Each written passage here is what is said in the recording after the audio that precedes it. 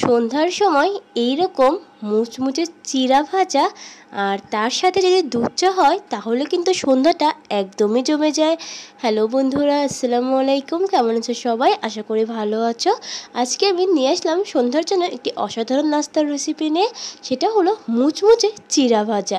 হ্যাঁ, এটা হয়তো অনেকেই খেয়েছো আর অনেকে জানো না যে চিড়াটাকে এত সুন্দরভাবে ভাজা যায়। তার জন্য আমি শুকনো চিড়া নিয়েছিলাম আর নিয়েছি কাঁচামরিচ, পেঁয়াজ কুচি। আমি আর কোনো ইনগ্রিডিয়েন্টস এখানে ব্যবহার করব না।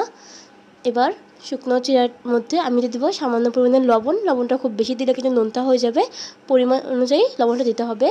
এবার সামান্য পানি আমি ছিটিয়ে নিচ্ছি। যেহেতু আমার প্যাকেটের চিড়া ছিল সেহেতু একদমই ময়লা ছিল না, পরিষ্কার চিড়া ছিল। তোমরা যারা বাইরে থেকে খোলা চিড়া কিনে আনো সেটা খুবই সাবধান, কারণ ওখানে একটু বালি থাকে।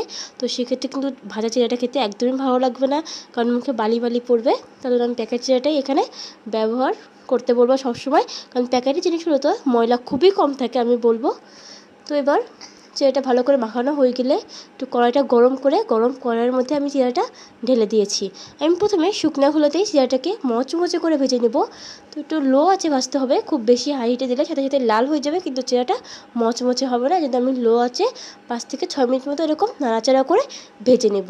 যখন এটা ভাজা হয়ে যাবে তখন তোমরা নিজেরাই বুঝতে পারবে একটা শনশন আওয়াজ করবে, ঠিক যেরকম মচমচে হলে যে আওয়াজটা করে সেরকম আওয়াজটাই কিন্তু এখানে করবে।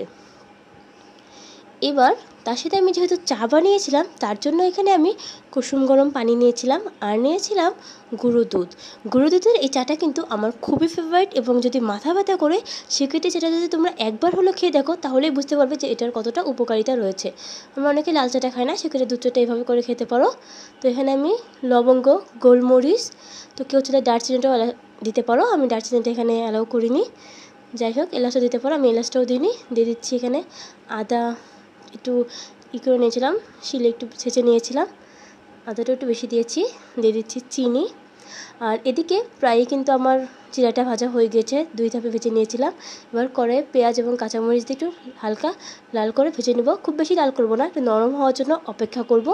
যখন পেঁয়াজটা আমার নরম হয়ে যাবে তখন এর মধ্যে যে চিড়াগুলো ভেজে রেখেছিলাম সেই চিড়াটা অ্যাড করে দিচ্ছি।